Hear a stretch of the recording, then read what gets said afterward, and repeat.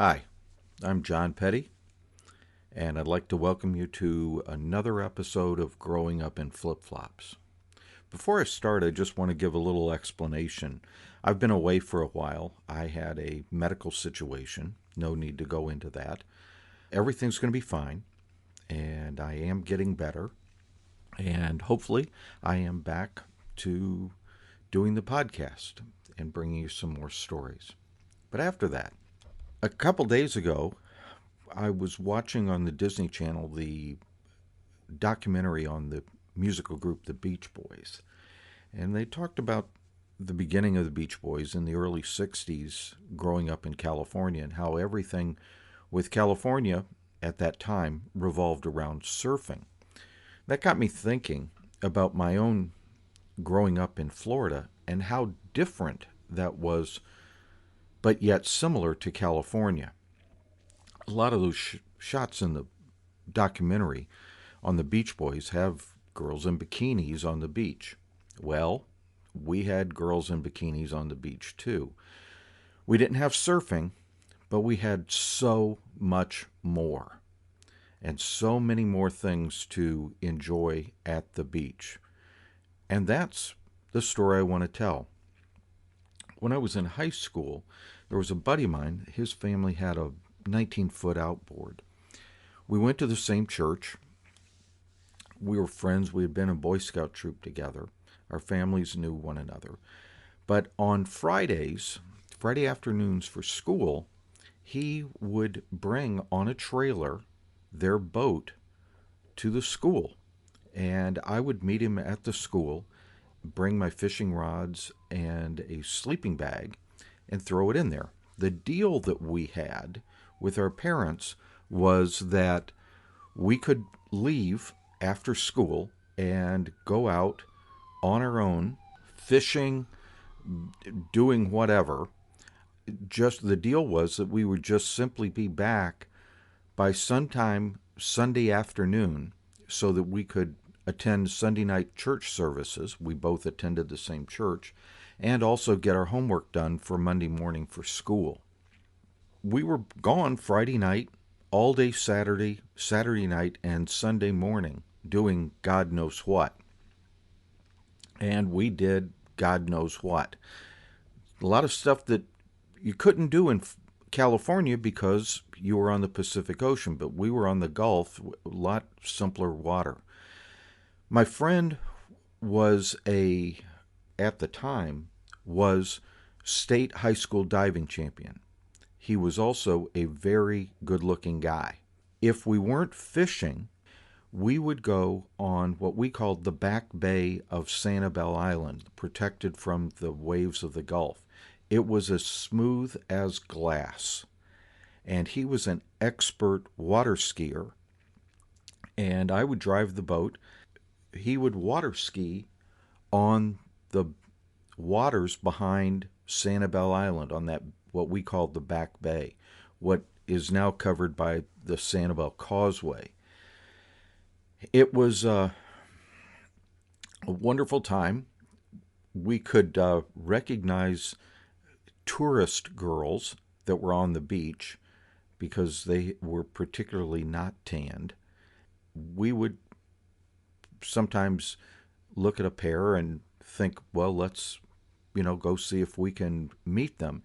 The way we met them was my buddy would ski, he would slalom, and he was very, very good at this. And I would drive the boat straight toward the beach. And obviously, if you're sitting on the beach and this boat's coming straight at the beach, it's going to cause you to sit up. And I would whip the boat, turn it, and snap him off the ski rope. He would let loose of it, and he would ski on slalom straight onto the beach. And he was so athletic, he would go right up beside two girls sitting on a towel on the beach, and he would flip out of the ski, do a perfect gymnastic landing, point landing, catch the ski. Here's this good-looking guy that just came out of the water beside two tourist girls sitting on the beach, and he would say, "Would you girls like to go water skiing with us?"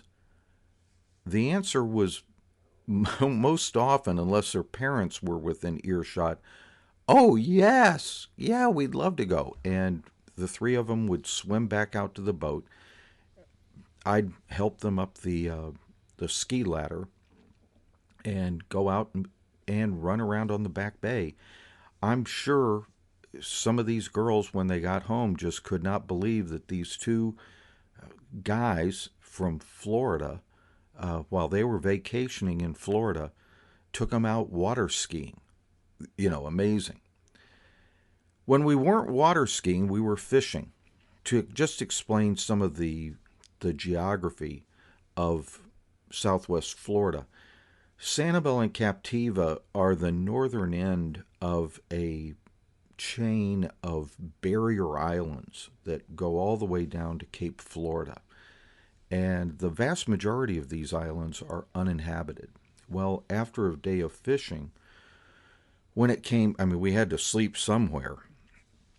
We would find an uninhabited island and beach the boat on the leeward side, generally, if it wasn't covered with mangroves. Sometimes we were on the Gulf side so that there was sand. A lot of times on the back sides of these islands, it was just, there was no place to put in. But we would beach the boat, we would take our sleeping bags, throw them out above the high tide mark, set a fire, cook the fish that we had caught that day. In the morning, get up and either go fish some more or go water skiing, and, as I said, try and meet some tourist girls on the beach and take them water skiing. One exciting time when we were out on one of these uninhabited islands, sleeping, it is a very unique sound, and there are wild feral hogs left from the Spanish explorers, the descendants of hogs from Spanish explorers. They're now feral hogs that are out on these islands. Yes, pigs can swim, and it's not very deep, and they're out there. And I will tell you, if you're sleeping at night, a feral hog starts coming through the brush, it makes a very loud and unique sound, and you want to get out of the way of it. There were a couple occasions that my buddy and I were awakened, and we literally had to scramble out of our sleeping bags if we were in them, scamper out into the water and jump into the boat to escape one of these feral hogs. Generally, they tore up our sleeping bags. We were smart enough that any food that we had or whatever, we had tied to a rope and lashed it over a branch, and it was up off the ground, so in case there were any feral hogs, that they couldn't get to that. But I've had more than one sleeping bag torn up by feral hogs. But anyway, that's some of my weekends, and just the deal was that we get back Sunday afternoon so we could go to Sunday night services and get our homework done. I can tell you today, with my son, if my son was in the same position or had the same opportunity to have done what I did when I was growing up, no way on God's earth would I let him have done it. No way. I mean, it's a different time now. It's a different time. But going back to the Beach Boys documentary, we didn't have surfing, but we had so much else to do out on the beach. Thank you for listening, and I'm glad to be back. Thank you.